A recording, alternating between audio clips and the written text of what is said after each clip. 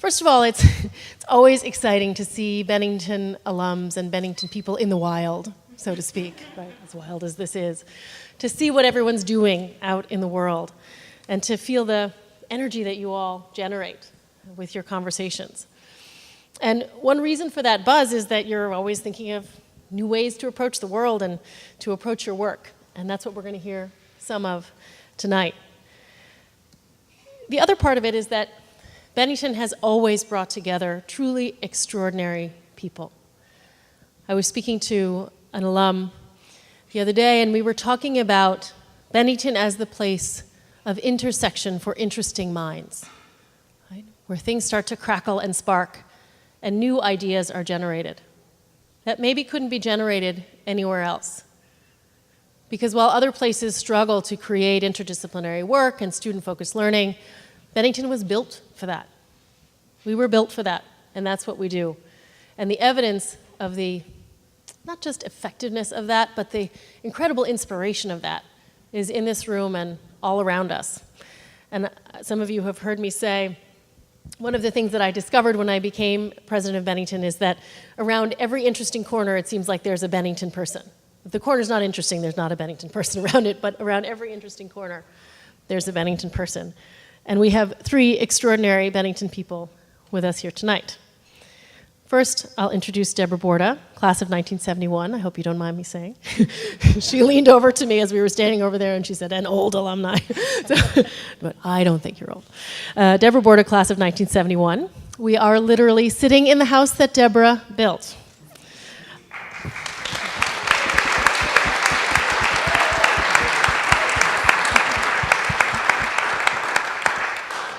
Among her many achievements, too long to list, we'd have no panel, I'd just be reading. As president and CEO of the Los Angeles Philharmonic, a position she's held for 17 years, was overseeing the opening of the Walt Disney Concert Hall. Deborah has been a guiding light in the classical music world. Before coming to Los Angeles, she held leadership roles at the San Francisco Symphony, the St. Paul Chamber Orchestra, and the Detroit Symphony, as well as at the New York Philharmonic, where she worked as executive director some years ago, and now she goes back to New York as the newly announced president and CEO of the New York Philharmonic. I'm sure LA will miss you. I'll miss LA. Selfishly, we are happy to have you closer to Bennington. And next to me is the inimitable Andrea Fiuczynksi, class of 1985. She is the executive vice president and chairman of the Americas division of Sotheby's, the international art auction house. I'm sure you've all heard of it. Her move to Sotheby's was part of the firm's hope to create a strong presence on the West Coast, and Andrea spoke of wanting to create a cultural destination rather than simply a place to transact business. She came to this role after 28 years at Christie's, where she had risen to the position of president of Christie's Los Angeles. And Andrea just sent me a video of their record-breaking Hong Kong auction, which was just mind-blowing. Totally eye-popping. Congratulations. Thank you. And over there with the long locks is Max Nanis, class of 2012. He is a conceptual artist, programmer, and computational biologist. Quote, I'm sure you're tired of hearing this, or maybe not, digital rock star, in the words of The New Yorker. He works with companies to help solve difficult programming problems. He's the founder of GRL, a software development shop that builds anything and solves hard problems. He's the co-founder of SidePay, a company that lets thousands of people earn supplemental incomes. He holds a position at the Scripps Research Institute focused on citizen scientists and the search for biomedical cures. And, as if this weren't enough, he is also an artist whose work has been shown at the Smithsonian Institution National Museum of Natural History, the Museum of Contemporary Art San Francisco, and other sites. Welcome.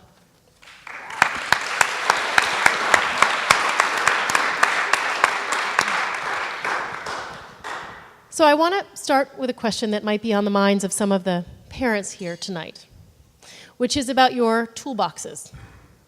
In many ways, Bennington is not about a straight path where you accumulate this tool and that tool and that tool, as Hung said, not checking boxes. At the same time, you all, as all our alumni, emerged from Bennington with, in many ways, a totally unique toolbox that you have then deployed in your illustrious careers. And in particular, for all of you, your work in the arts. And I'm curious to hear from all of you, what skills and expertise beyond the kind of straight ahead disciplines did you draw upon to get that work done? And we'll start with Andrea. Thank you very much, Mariko, and great to be here with everyone. I would say certainly what I learned and still use from Bennington is the concept of critical thinking, questioning authority.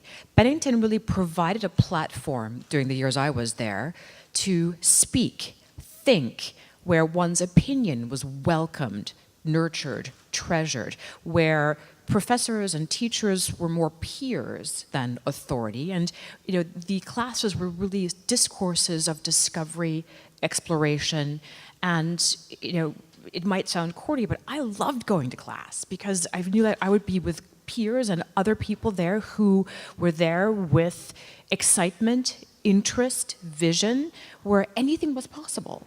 And to be able to go out into the workforce without prefab ideas or being confronted with prefab ideas, but knowing that you could think critically and you were accustomed to that and you could question authority and draw from that as a basis of really deciding what the next steps were in your path.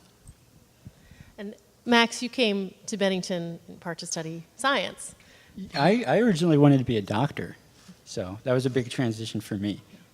So talk a little bit about that transition and how you became an artist slash Yes. writing. So as many of you are, scientist. I'm sure, aware, the fieldwork term is the option or the opportunity for students to go out for months at a time and apply what they think they want to do for the rest of their lives, right?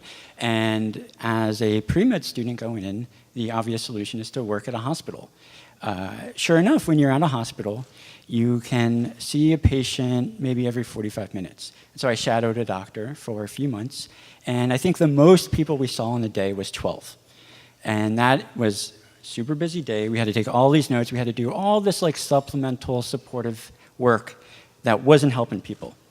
And then I went home that night and I wrote a script, and like thousands of people could use that script and that software, and it could impact people's lives orders of magnitude more than one person. A script, not a script for a play, but... Yeah, a software, right? And so for me, like that formative moment was that the integration of software into what I used to think was my only focus could elevate my interest, right? I could use computers to become a doctor or to elevate what a doctor could do to the world. And that was facilitated largely by the fieldwork term making me like go through that horrendous experience. That was like the worst fieldwork term I had. I hated it. And that's not to imply in any way that it wasn't informative. It was probably one of the most informative fieldwork terms I had.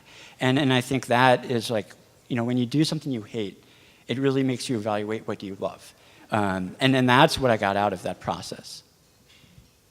So Deborah, you have a toolbox, if you will, that many of us, including me, might envy.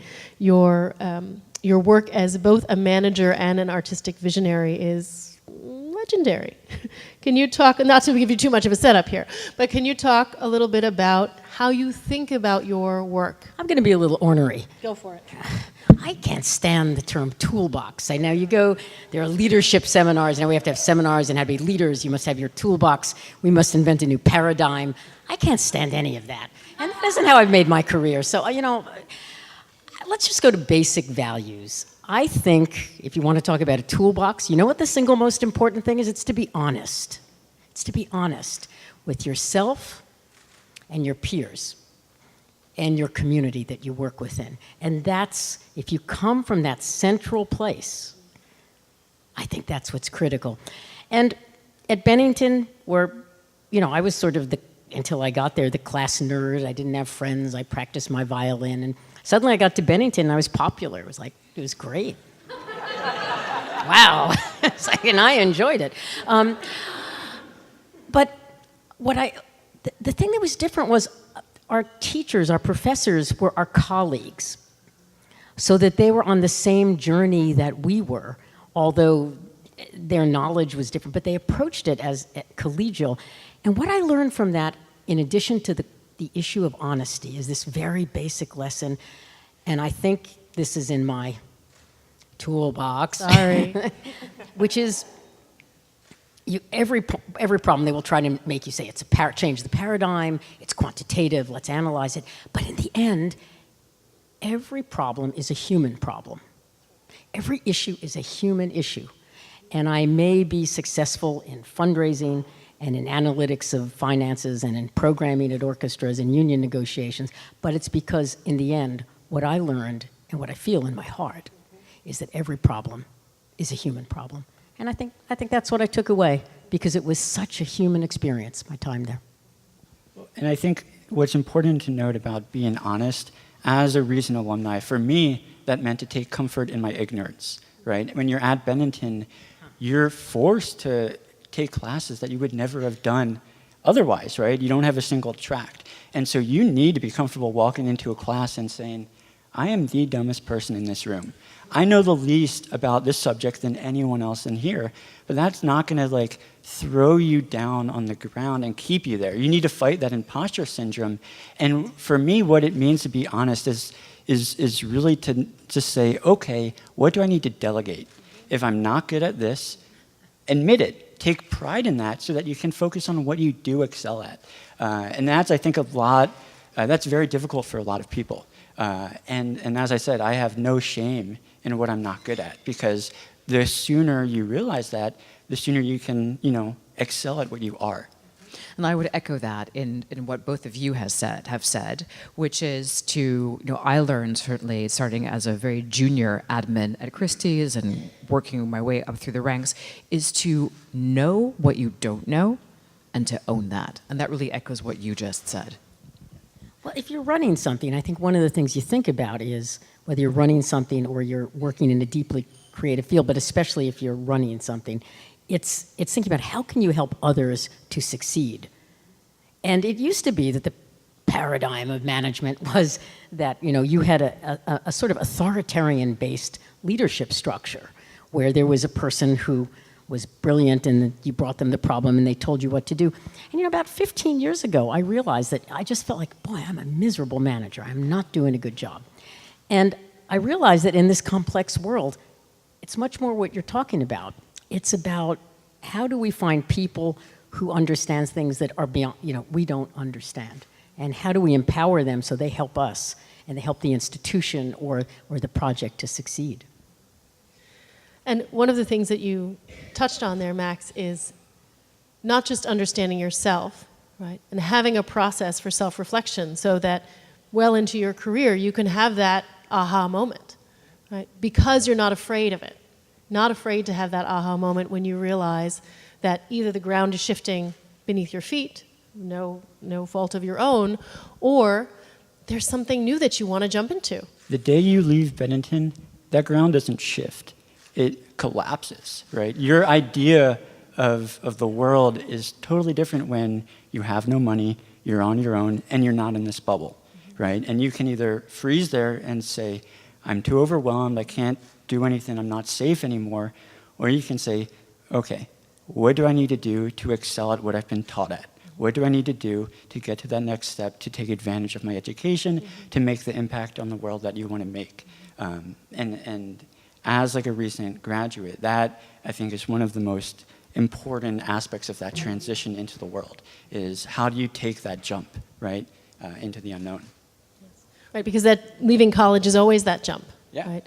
Leaving the situation in which you've had support and scaffolding. You have a responsibility to make sure that graduates move on smoothly, right? It's in everybody's best interest, because if they can't apply what they learn at the school, then you're not going to turn a corner and you're going to say like, oh, what is this Bennington person doing in some far out subject, right?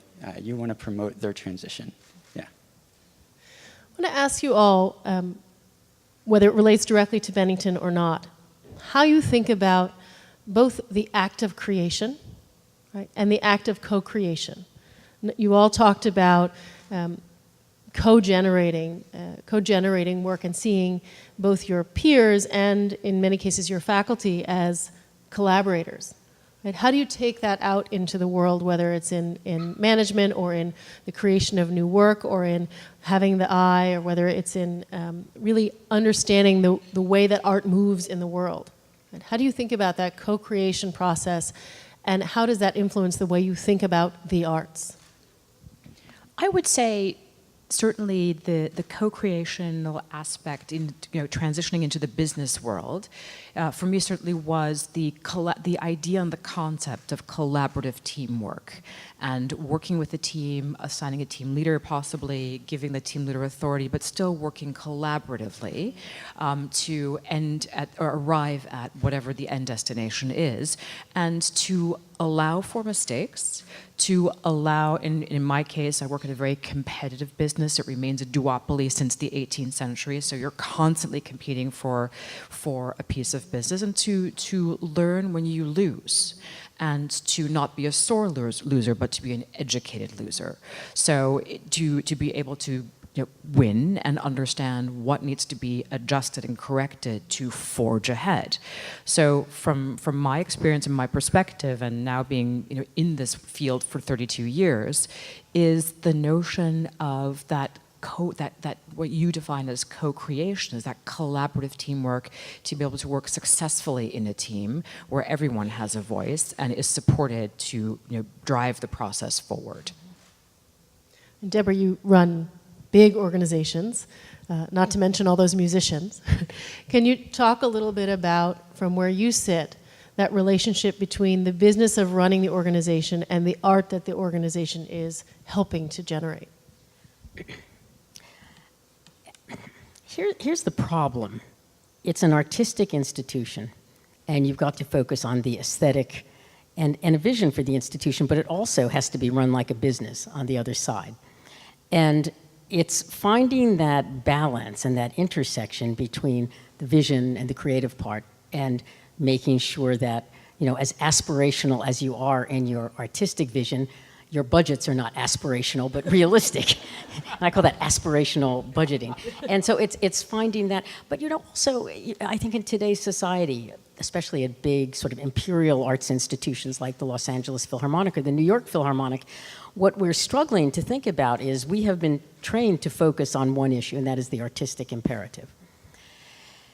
And the world is changing. As you say, we have no idea what it will be like in 5 years, or if we turn on CNN 5 hours from now. We just don't know what's happening. So I've become increasingly aware of, and tried to really inculcate this into this institution, that we have a responsibility as artists and as administrators to a social imperative as well. And it's how you find a healthy intersection between those two that I spend a lot of time thinking about. And I spend a lot of time trying to help other people think about it and form that vision to move forward. I interpret that question as, how does my practice in the arts improve my business world, right? And when I look at all of the business contracts that I've worked on, what stands out is that it is my name on it. And I feel like a lot of the world will enter the business world or through a proxy of a company, where they're either in a cubicle or they are on some project where their name isn't always associated with the product. And in the art world, that's the opposite. If I create a painting that's garbage, that's my name on it. Unless I'm like Richard Prince, I can't denounce that work and claim it's not mine, right? I have to take pride in what I put into the world. And that confidence or that staple of being like, this is me, and this is what I want to put out in the world, is what gets paralleled in my business, right? Because if I work on software, if I work on another project, again, I don't do it through the front of another name, right? And I think that's something that artists are really need to take advantage of. Because if you're an artist that doesn't take pride in your work and put your name on a work that's perverse in the world or controversial, you're a coward, right? And as an artist, I would strive to never be perceived like that. And that has just given me all of the confidence in my business life. Because if you can put a painting on a wall and have people judge you and evaluate it on so many different fronts, you can take on anything, right? And then I think that's been a fundamental driver in the business career of my life. So I want to pick up on that and ask you all to talk a little bit about experimentation, to talk about pushing a boundary, even knowing, Andrea, as you pointed to, that perhaps it might not be successful, and how you think about that, and also how you frame it, right? How do you, when you know you're undertaking something that might be a little bit risky, right? How do you engage your team in that? How do you talk about it? Or do you not talk about it? Do you decide to take the risk and push and just see what happens? And people have different approaches to this. And I think one of the things that Bennington encourages students to do is to push, right? To push on themselves, to push on, if they're doing a collaborative project, to push with others on what it is they can produce together. And I'm curious how that translates in your work. I'll give you an example, actually, a very concrete example. This happened in 2007. I was at Christie's at the time, and Christie's and Sotheby's were competing for a very important architectural work, Richard Neutra's 1947 Kaufman House in Palm Springs. And the owners who had bought the house as a teardown from Barry Manilow for $1.9 million and put $5 million into meticulously restoring the house. They refer to it as a work, like a painting, a work of art, back to the original. They found the descendants of the craftsmen, and the Kaufmans they built Falling Water, and Frank Lloyd Wright would not work in the desert. He said he doesn't do Palm Springs, so it went to Neutra. So fade in, fade out. A colleague of mine had thought we were driving down to pitch competitively. What do you do with a house? And we were driving down to Manhattan Beach to pitch the couple who were divorcing. That's why they were selling. And in the car, we came up with an idea. Well, what if it isn't real estate? What if it's a work of art? What if we propose to, rather than sell it as a house, we put it in the evening contemporary sale as a work of art with Koons and Warhol? And so we just went ahead and pitched that. And we were given a soft confirmation, you've won the business. And then my colleague said, oh, but we didn't tell New York. What do you think will happen? And I said, they'll either celebrate us or we'll get fired. And New York said, well, this is very complicated because you've just promised to sell a house that is a piece of real estate. You're not licensed brokers. It's in the state of California. It's being sold in the state of New York by an art auction house. It ended up selling, but the auction, this is how antiquated the laws are, or how far out this was. The auctioneer at the time, I could not, because he wasn't a licensed broker, he sold the lot prior, it was a Warhol, he sold the Kaufman House, he talked about it, but he could not legally knock it down. The broker had to then take the gavel from his hand and knock it down. And she came to me saying, I want to practice that. How do I do that? I said, you take the gavel and you hold it up and then you knock it down. So here, talk about pushing boundaries and taking risks and getting a little bit of trouble for it.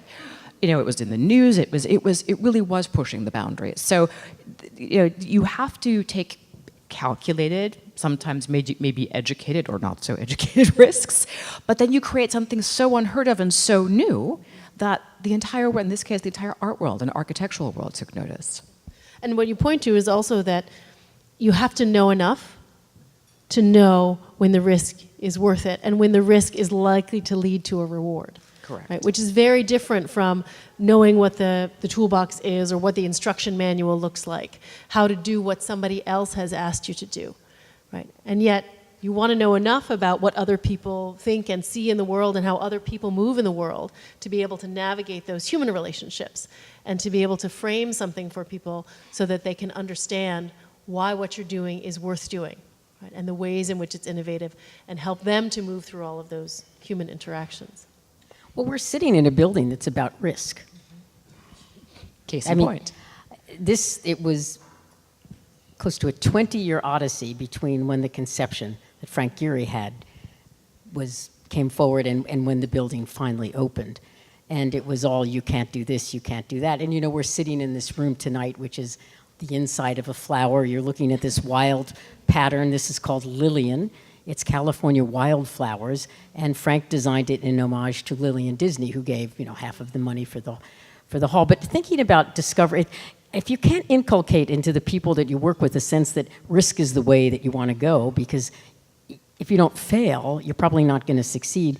And I think of when we hired Gustavo Dudamel, because he was 24 years old, and I remember Esa-Pekka Salonen called me the night after he had won a music competition, and he said, in Germany, he said, I just saw this 24-year-old kid. He conducted the best Mahler 5 I've ever heard in my life. He doesn't speak a word of English or of German, but it was just remarkable. And I said, well, how good was he? And he said, well, he's a conducting animal. So I said, well, I got to see this guy. And we talked about it a little bit more. And so I tried to book him. I tried to book him actually the next day to come and make his U.S. debut at the Hollywood Bowl. And he didn't have a manager, so it was very difficult to book him. The next day I went back at it, and he had 3 managers. And he came to the Hollywood Bowl, Gustavo Dudamel, where he made his U.S. debut. And when I watched him conduct, I am trained to evaluate talent. And I thought, you know, I grew up in New York watching Leonard Bernstein and going to the New York Philharmonic, and I thought, I have never seen a talent like this. But imagine what it's like to convince a board of directors, a symphony orchestra of very conservative, actually, union musicians, and then later a community that you should take a risk on this then 25-year-old guy. And I sometimes think that the way we succeed is when we make decisions in our stomachs. When we make gut decisions, because we know enough to make an informed decision and we help lead people to it. But for me, it was getting our orchestra and our board and our community to take a risk on Gustavo Dudamel. And you know, that was a pretty damn good investment.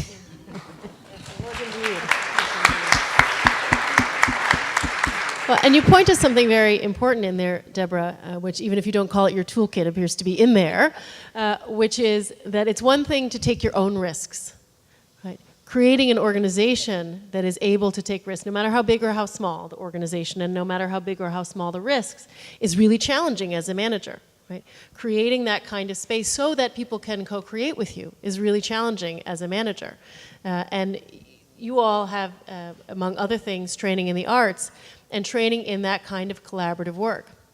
One of the things I sometimes say to some of my colleagues that have more of a, shall we say, athletics emphasis in their colleges and universities is our national model, if you will, for collaboration and teamwork is a sports team. Now, there's nothing wrong with sports teams, but it's very different from co-creating something the way that you do when you put on a theater piece, or you play music with other people, or you create an installation piece. It's a very different visceral and psychological experience, and engages you with other risk takers in a very we also different don't way. have to have winners and losers. Also that kind of definition, which is so limiting within society. Oh, here are the winners and here are the losers. Because, I mean, that's the power of the arts, isn't it? That in this.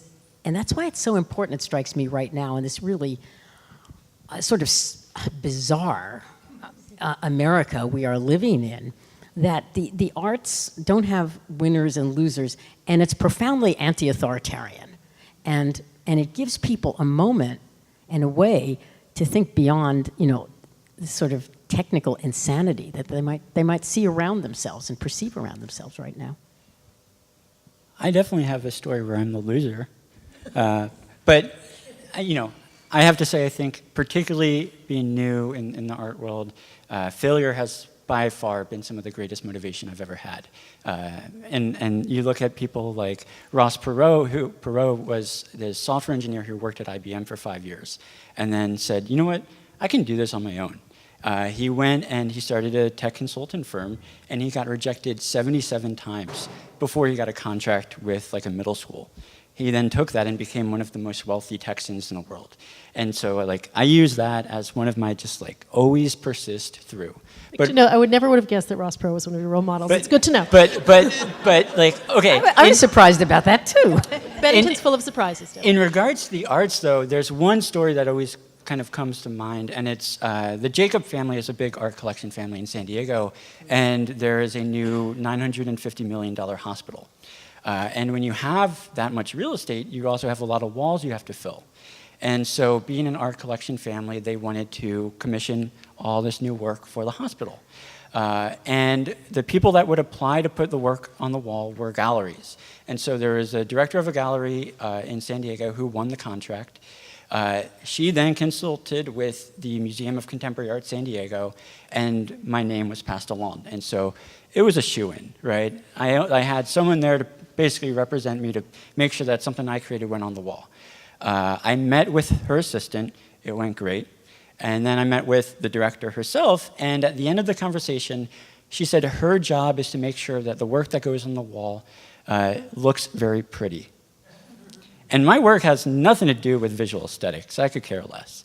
And months go by, we go back and forth. It was a maternity ward, and so for some reason they thought I would be great for that. But I presented a project that... See the motorcycle. I presented a project that was scoped towards infants because the visual eye development of an infant changes very rapidly over the first 6 months of their life.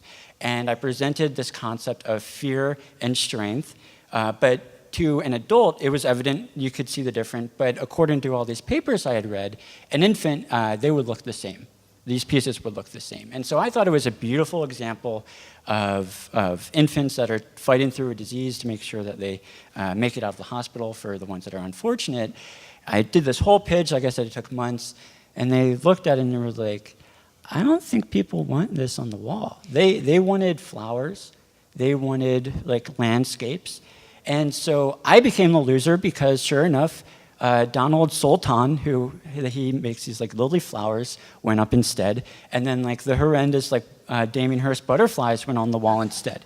No judgment. And so to me, I was a loser because they didn't want my work on the wall, but I stood behind my own practice more than the prestige of creating work that wasn't part of my practice at all. And so while I came out the loser, I still felt like I came out a winner in that situation because my integrity was in place, right? And I didn't sacrifice anything about myself. No. I do want to leave a little time. I know we're coming close to we have a hard stop because apparently something's going to happen in that other room. We have a hard stop. So I wanted to leave a little bit of time for questions. Are there questions from the audience? The panel? Yes. Thank you very much. I wanted to know about the time right after you graduated Bennington. You all seem pretty courageous and proactive personalities, and I'd like to know if Bennington helped you with that. Were you always that way, or did you form that proactivity and courage as a result of graduating from Bennington? Or were you always that way? Bennington was the first time I was a boss. And what I mean by that is I could go into a school and say, this is what I wanted to study. And as expected, Bennington didn't have a set track for a computational biologist. Not a lot of schools do. And so what I gained from that was the confidence to go in there and learn from as many people as I could, but not change for anybody. And what that told me moving on was that I have confidence in being in charge of myself because I was able, obviously, competent enough to be able to make it through the plan process. And before that, absolutely not. But that process of dictating, here's what I want for myself, gave me the confidence to be able to say that again post-graduation. You know, I received through being there some kind of personal validation or courage to be who I was, but I can't tell you why, because it really changed my life to go there. And I totally copped out when I graduated because I went to graduate school at the Royal College of Music in London, and you couldn't do anything more right-wing than go to that particular school at that particular time. But I dropped out after a year because I knew I was unhappy. But you know, to give you an analytic reason of I'm going to say so. It just felt sort of magical. My time there was magical. I can't say what it was, but it released me to be me. You know, that sounds really like I'm smoking.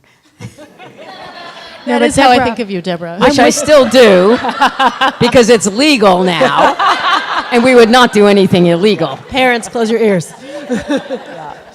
I would echo that. I would say, I was certainly wired to be extroverted, outgoing, always being pushed, do dance, do this, take up an instrument, try theater, do anything, go to publishing. Do you want to be a graphic designer? Why not?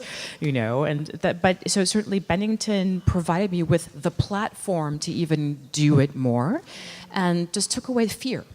Because again, everyone was doing that, and it's welcome there, and that's what I enjoyed so much was having that platform to launch.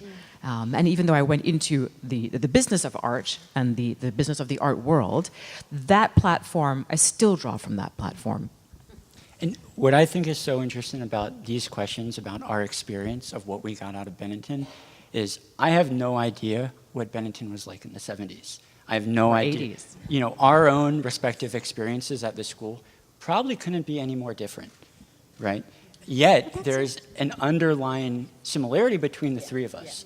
And so there's something that persisted through the administration, through the years, through the expansions, through whatever changed, right? That has remained the core of it. That has obviously traumatized us or influenced us to like some extent in the same way, right? And I think that's just one of the more interesting aspects of questions like, what do we get out of it? I want to thank you for this magical, powerful panel. I feel so fortunate to be sitting up front and hearing everything I just heard. And I just would like some more on, if you wouldn't mind, on in this bizarre America, as you said. And then in juxtaposition, the power of art. So parents, we're parents out here, and we have children that are coming here. So how forthright or invasive could we be, or should we be, as far as communicating the responsibility of the power of art in bizarre America, and or just let it go, and have fun, and it's first 4 years of college, because it's really an important time right now, and I just feel like it was really powerful to hear about the power of art within our new environment, the bizarro America. I appreciate that metaphor. So if you could all respond on, what is your responsibility going forward today, as far as the power of art in this bizarre America, or is that inappropriate? It's not inappropriate at all. I would love to hear the answers to that question as well. I'll just say, though, that we encourage engaged parents. We discourage invasive parents, just to be clear. But would love to hear from all of you about the power of art. After it happened in November, I was actually on sabbatical. I was teaching at Harvard, and people were so traumatized. We actually had classes the next day, but every class was sort of a group therapy session where you had to go and talk about it. And then the next day, I was teaching my class, and the class wanted to cancel. And I said, you have to pull yourselves together. You are the future leaders. People at Bennington are the future leaders. We have to think about this. Now our job is more important than ever. And I have to say, since that day in November, I love going to concerts. I love music. It's just, I can't explain why it's so important to me. And I have felt our concerts here and our YOLA, our education, I've never felt it was more important. And it's not that it's more important in any way than it ever was, but that sense of humanity, that sense of beauty, that sense of frisson, that sense of upsetting people sometimes. And, this is tonight you're going to have the Los Angeles Philharmonic with, Sigur Rós. And 3 crazy Icelandic world premieres to start things off. It's going to annoy people. But that's good. That's good. Exactly. And then we'll do Beethoven, and people love that. So it's somehow, to me, I've never felt, I don't feel like there were moments when I felt called to, I should work in a political area, or go work in, refugee relate. I feel like our work is just more important than ever right now. And so as a parent, you just have to let your kids find their way, because they will, especially if they go to Bennington. I would say the same. Certainly, I think my parents were pleased I went to Bennington. I think they were a little alarmed by some of the in the 80s or some of the parties of types and things that were going on. But I would during my time they were NRT, but FWT terms were the most crucial in between semesters. And I would say in response to your question, the 2 parts of the question, I would say as a parent, listen but stand down. Allow, because you're sending your kids, you're allowing them to go to a place that is magical, where so much can happen if they don't have the prefab authoritarian. They're allow them to be. And then the second part is referring back to the event. Is my first thought was, wow, what we do is we sell luxury. Art is it's a luxury business. It's kind of desirable, but not is it? But is it essential? And will that suffer under this new administration? And will people feel, fickle and afraid, and will they not go out and pursue their passion or buy for investment? And I would say, touch fake wood. So far, the market it's robust. It has retained its momentum. The stock market has supported it, and we'll see what the New York May sales yield. But there seems to be, since the event of November, there seems to be even more of a thirst for the arts. People are seeking comfort and passion and pleasure. I mean, every day we all get, every other hour, we get a news alert on our phones, and you just think, what happened now?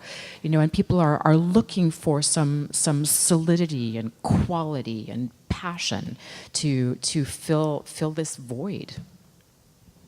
In regards to the parents, leave the kids alone, because that moment when they're at Bennington and they have no one to go to and they need to figure out themselves on their own, that's the most formative times, right?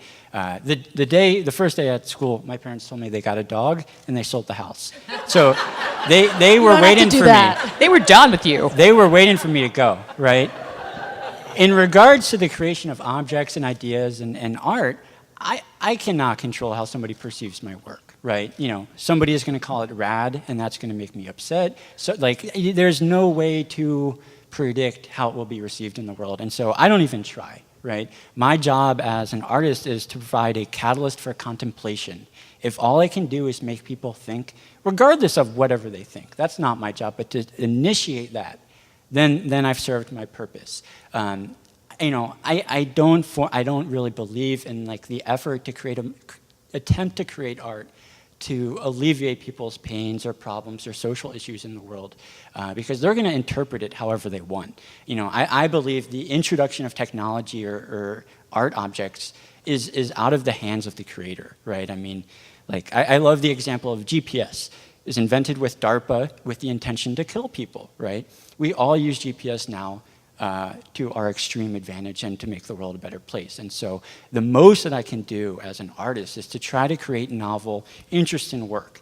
What happens to it after that is out of my control. And I've tried to become comfortable with that inability to dictate how it's perceived.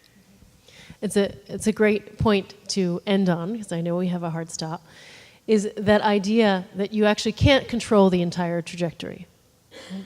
That you have to take a deep breath and experience both what's been set up for you and what you set up for yourself. Right? That you have to be able to see the institutions that surround you, and you have to be able to engage with the people who are near you and who are far away, and that you have to be able to push, right? Know enough to know when to push, but also take a breath and leave a little space for freedom and experimentation and something unexpected. And when I came to Bennington, one of the things that was most drew me to the Bennington education is that it is designed to make that possible. Most higher education, and I say this from my own experiences, both working and studying at numerous different institutions, most higher education is not designed for that. Most institutions in general are not designed for that. But imagine if they were. And one of the things that I often say, because I really believe it in my heart, is that particularly in this moment, yes, the world needs more art, but the world also needs more Bennington. So thank you for being here tonight. Very nice to see you all. And thank you to our wonderful panel.